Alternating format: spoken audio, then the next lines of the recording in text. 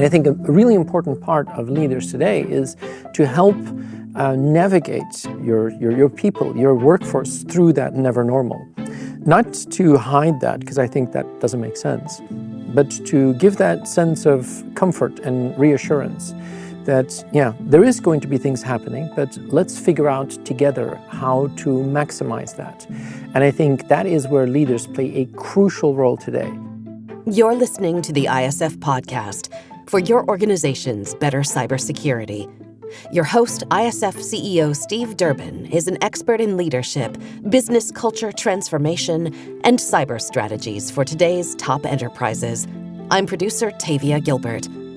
This week, we have a rare repeat guest on the podcast. Listeners may remember our conversation with innovator and thought leader Peter Hinssen a few years ago. He's back to speak with Steve today about the post-pandemic future of work. Peter offers practical tips for leaders who are trying to prevent workforce burnout. He also discusses with Steve how boards can approach adopting new technologies like AI. Peter, hi. Welcome back, and thanks for joining me in the studio today. Pleasure, Steve. So you and I last did this, I think, in 2019. It must have been in Dublin, just before COVID. Just before COVID. That's right, yeah. World's a slightly different place now, but, just to start, tell us, what have you been up to over the last 3-4 years? Well, COVID was actually really busy. I did so many webinars, and in a strange way, I enjoyed that because although it's nice to be with, a room filled with people, it was very convenient to actually be able to work so close from home. Right. I'm glad I didn't work at home because it was at that moment that I had the chance. I bought an old church to house one of my passions, my Apple collection. Mm-hmm. And then I really was glad that I had that as a location to do my webinars and my recordings. Because if I would have done that from home, I think my family would have gone absolutely nuts. I mean, that's a positive spin that you've put on COVID there. I'm interested. Have you seen anything that businesses have kept that's been really positive that perhaps they wouldn't have been able to do if we hadn't had that whole COVID situation? Well, I think what was really interesting about COVID is that I think when it was going on, a lot of people thought, this is the big one. Mm-hmm. And let's hope that, post-pandemic, if we ever get out, we're going to go back to the way it was. Right. And I think that has been abandoned. And of course, we all know what happened. Post-pandemic, we've got into the war in Ukraine, and then we've got into the economy that went just absolutely nuts, and then, inflation. And it just seems to be constantly more and more and more change that has happened. Mm. And I think fundamentally, companies have started to realize that they need to understand that we're not going to go back to peace and quiet. Right. We're going to have an acceleration maybe of change. And that's what I started calling the never normal. One of the good things I think that we've gotten back from COVID, or that we've retained from COVID, is that I think the acceleration of the future of work has really happened. I think we're now seeing companies that clearly see that the way we did, HR, employment, and work pre-pandemic, we can't just hope that that is going to come back. And I think that is a fundamental change that I think was really something that the pandemic helped us with. And how do you think business leaders, in particular, have coped with this shift, with this constant change, this acceleration, as you put it? Are they doing well, or are there areas for improvement? I think it's work in progress. Okay. And I think many companies have now started to realize that never normal is probably the canvas that they have to work with in the next couple of years, maybe decades. That it's not going to go back to the way it was, mm-hmm. that there is going to be that constant volatility, that we need to adapt faster, that we need to rethink and be more open-minded, that we have to listen more attentively to all the changes that are happening and then respond faster than ever before.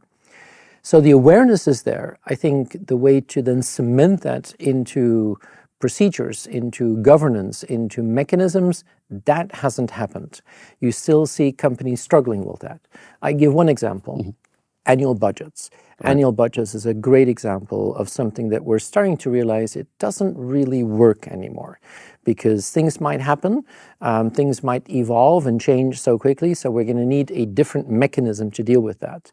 So we've gotten to that awareness that some of the old ideas just don't function. but we haven't figured out what the replacement is.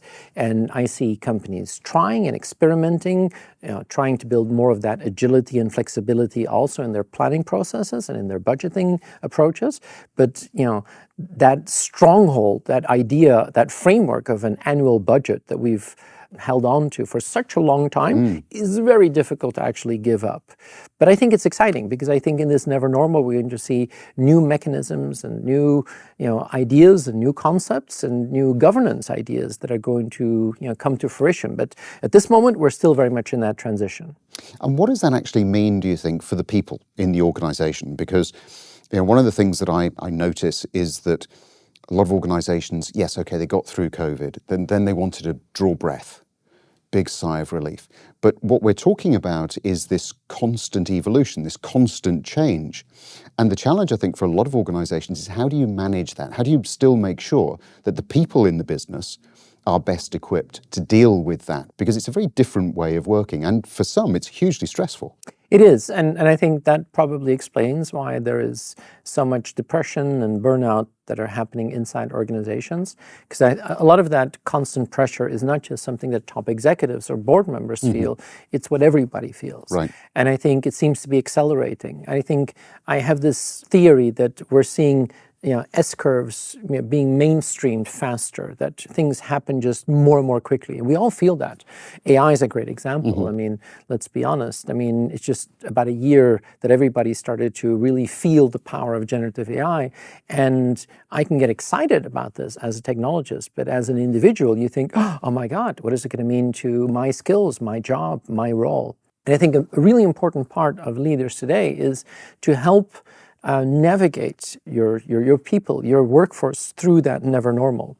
Not to hide that, because I think that doesn't make sense, but to give that sense of comfort and reassurance that, there is going to be things happening, but let's figure out together how to maximize that. And I think that is where leaders play a crucial role today. That sense of urgency is vital, but you shouldn't bring that into an organization, to scare people. It's, they're frightened enough. How do you build that sense of urgency without frightening your workforce? And I think that's where leadership really plays an absolutely vital role. So let me ask that question. How do you do it? Well, I think, first of all, acknowledging the fact that it's there. Right. Second of all, showing that it's not new is good, old is bad. How you're going to put that together. How to build that mindset in the organization where you're going to try and figure it out together. I wrote a book called The Phoenix and the Unicorn, and I was getting a little tired of the unicorn stories. Every conference you went to, it was Uber this, Airbnb that, but most companies are never going to be Airbnb. And I wanted to find phoenixes. And these are companies that can reinvent themselves, that actually go through difficult times, but become a stronger version of themselves. And I really believe after a decade of unicorn applause, we're now going to have a decade of potential phoenixes out there. And I think a big part as a leader in such a phoenix transformation is to actually give your workforce, your people, that sense of we're going to do this together. Right. I had the chance to be very close to the transformation of Walmart over the last couple of years. Okay. Walmart is 1.6 million employees. It's the largest employer in the world. And to see a company like Walmart not just come in and say, digital is going to change everything, e-commerce is a game changer, and most people are going to be replaced by robots. No, they double down and invest in their people. They figure out how to use the talent and use the people that they have to actually become a big part of helping that transformation actually work. But it's not easy. I mean, a big part of the stores in the US of Walmart are being turned into e-commerce infrastructure. A lot of the people who are customer-facing today might work in e-commerce or last mile or delivery. Right. But you can clearly see there the difference between, say, an Amazon and a Walmart. Walmart really does that by doubling down on their people and acknowledging that never normal, but really figuring out how to use the power of their values and their workforce to be very relevant in that never normal. It's a really interesting example, that, isn't it? Because that's private sector doing what private sector probably does really well. What about government? What about the public sector? Yeah, in essence, I think Walmart is a very peculiar example because it's publicly traded. You can see the stock price every single day, but it's still controlled by the Walton family. And one of the things that I've seen is that it helps if you can put a long-term perspective on things. And that's what the family ownership of Walmart actually does. There's so many companies that are just, quarterly focused, this fiscal year, then it's very difficult to actually do a transformation of that style. It happens. I mean, take Microsoft. That's a great example of a company that's done that, publicly, traded, very, very visible, and they've been able to really transform into a phoenix. But going back to Walmart, I think that might be inspiration for public sector, because in public sector, you, by the very nature, are thinking long term. You can play that long game. But unfortunately, you don't see that enough. And I think it's that sense of urgency, which is probably not there yet. The fact that, of course, we have a political system where you have that, 4 or 5 year cycle where everything changes again, doesn't really help there. But in essence, I think in a public sector, you have all the opportunities to be able to really nurture that reinvention for the long game. The ISF collaborates with our members across global industries, government bodies, and cybersecurity enterprises. We offer trusted resources to help organizations adapt and thrive in an ever-changing world. To learn more about the post-pandemic future of work, download our brochure, Remote Working and Cyber Risk. Become an ISF member today. Get in touch directly with Steve at steve.durbin@securityforum.org or on LinkedIn. You've touched on technology. I mean, you talked about, artificial intelligence. Do you think we're becoming too dependent upon technology? I personally don't, but I'm a technologist at heart, so I still get excited about everything that happens. You do get to the point where, even myself, I realize what we have built is we're standing on the shoulders of giants, so we're keep building on top of. And if some of the underlying mechanisms break down, well, then we see how difficult it is. I mean, during the pandemic, I'm sure you had the same, but in our house, if the internet went down during the pandemic, well, then all hell broke loose. Right? So you become extremely dependent on technology. It has to work. There is a zero tolerance for digital failure. On the other hand, I do believe that we're actually getting to the point where we can really show the potential, where we can really use these tools to become more productive. And that's why I get so excited about something like AI, for example. I mean, over the years, digital has in many ways been a disappointment in terms of productivity. We have more tools than ever before, but are we really that much more productive? It's questionable. I mean, most of us still use Microsoft Word like we did with our own mechanical typewriter. The only difference is we don't have whiteout anymore. But I think we're now getting to the point where the combination of man plus machine, where we really see this as productivity enhancers, I think we might see an enormous change for the first time maybe in 30, 40 years of digital technologies. I think getting to digital, becoming normal was step one. That's your base camp. I think we now have the potential to really leverage what is out there. So I still get that excitement, but I do realize more and more, if it doesn't work, it's a challenge. I take ChatGPT as an example. When it came out, 30th of November last year, I think first people like you and me started using it. Then massively students started to use that. And I've seen statistics that 60 to 70% of the papers and dissertations and theses in the academic year 22-23 were written using generative AI. I think that's an underestimate. I think it's closer to 90+%. But then again, you saw that in the beginning, ChatGPT was overwhelmed by the enthusiasm. People started using it so much that sometimes the servers went down. And one of my friends is a teacher, and she said, I literally had one of my students that came in and said, I cannot turn in my homework because ChatGPT was down. There you see how dependent we become on technology. But from the security standpoint, of course, that introduces a whole range of different issues. I mean, certainly talking to some of our members when ChatGPT, as you say, was exploding, what I noticed was they were falling into two camps. There was the camp that said, okay, let's just experiment with it, let's use it. And there was the other camp that said, no, it's not at a point where we can allow it, if you like, to run wild across the organisation because we haven't got the policies, the processes, the procedures in place to actually monitor it. So we're going to step back for a while, watch, wait and see. And now, interestingly, some of those are beginning to feel that perhaps they're behind the game. And for me, that's just a reflection on the speed at which technology is now changing. So have you got any advice for people who perhaps see some of these things evolving and think, oh, maybe I'll just sit back for a moment and wait? Should they dive in? What should they do? I mean, the typical S-curve that we see when something is strange and starts to grow and then flips, becomes normal. The steepness of that S-curve is just getting, incredible. Right. And, generative AI is a great example of that.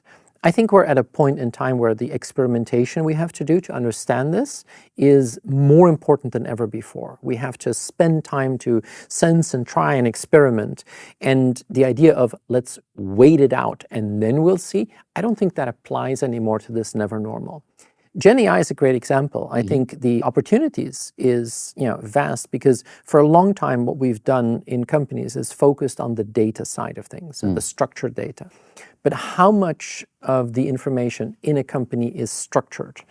20%, 30%, 60, 70, maybe 80 or 90% is unstructured. It's the emails, it's the documents, it's the PowerPoints that are on SharePoints or on shared drives everywhere. And I think we're now seeing that we've pretty much figured out the whole governance around data, but we're going to have to figure out that whole governance around these content flows. And we've largely ignored that for, quite a while. But I think now, what are you using to train large language? How are you going to combine your own intellectual property with these large language? How are you going to make sure that none of it gets out? We're going to have to deal with that governance of content, unstructured flows. And that's a whole new kettle of fish that we have to understand. New technologies, new mechanisms, new ways of dealing with that. And I think it's going to open up a huge opportunity in terms of thinking about risk and thinking about security in that context. So I don't think you can ignore this. This is the biggest thing that I have ever seen in 30 years in IT. And if you're not on top of this, you're going to be behind. So you've talked there about the need for a change to the governance inside the organisation. We're seeing around the world the evolution of regulation. So across the EU, for instance, we have the EU's AI Act, but different countries, different regions are taking different stances. If I look at the UK, for instance, it's probably slightly more relaxed in terms of some of the regulation that they want to bring in there versus what's happening, say, in the EU. What is your take on the need for regulation, first of all, and then consistency? I think it's going to be one of the big themes of the next decade, because I think what has happened is that in Europe, GDPR was seen as a huge success by the regulators. If you ask the companies, I'm not so sure. If you ask the consumers, I think you get a different view. The whole idea of protecting privacy was absolutely brilliant and necessary. But then again, many companies spend a lot of money implementing GDPR. And from a consumer point of view, you feel you're clicking on more consent forms than ever before, and you get more spam than ever before. Right. So I think there's a disconnect there between the noble intentions of this regulation and then the execution in reality. I think we have to be very careful. We're not going to do the same in a world of AI where, let's be honest, Europe has been working on their AI regulation for quite some time.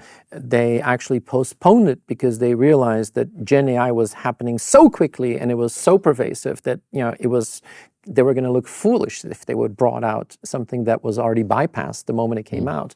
And we get to a very strange situation where on the one hand, you can clearly see that you need to regulate this because it's now the Wild West out there.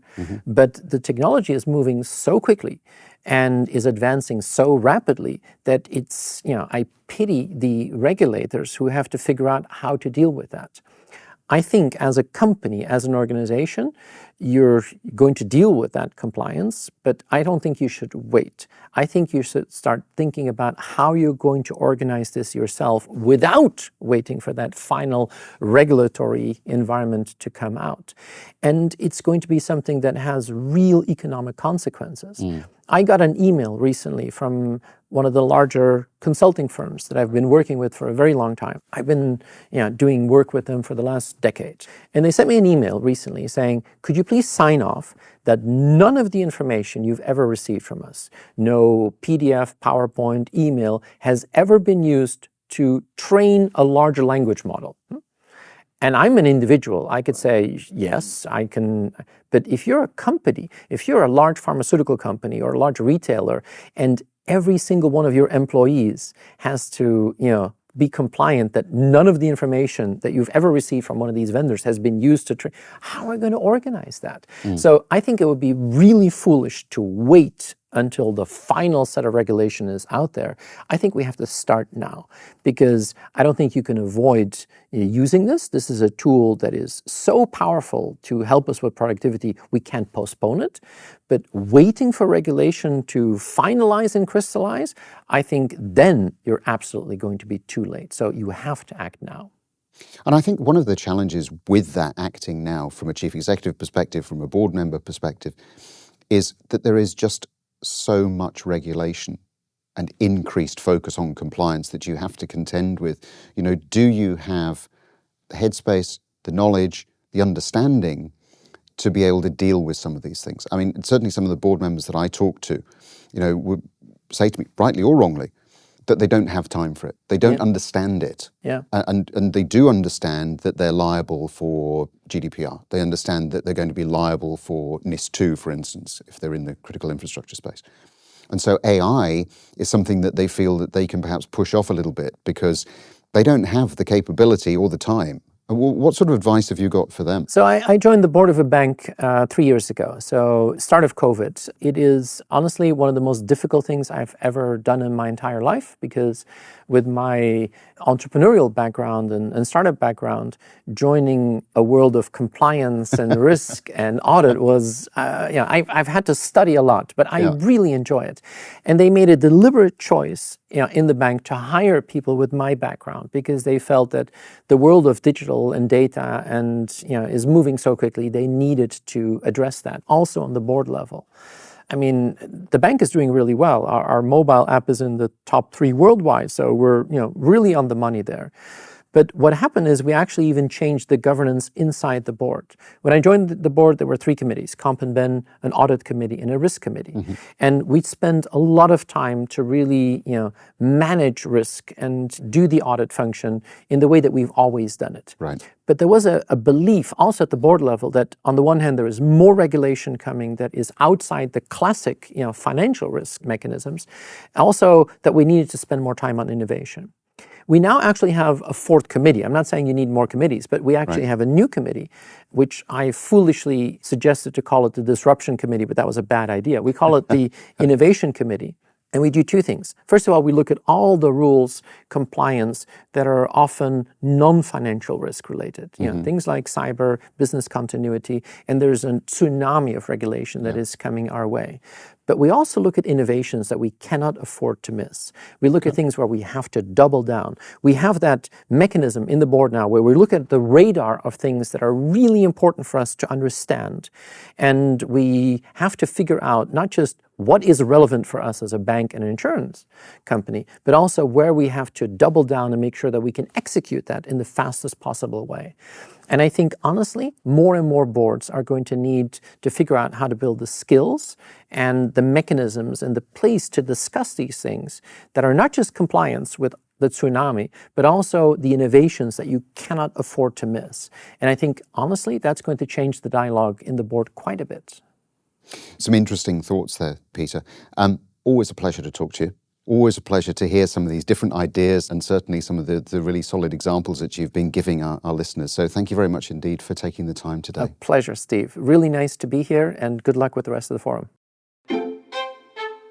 If you found value in the conversation today between Peter Hinssen and Steve Durbin, please rate and review this episode and share it. Check out all our media and resources. All of it is there to support you at securityforum.org. Become an ISF member today.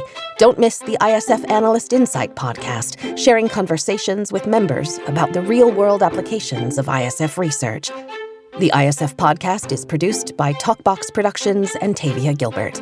Thanks for listening.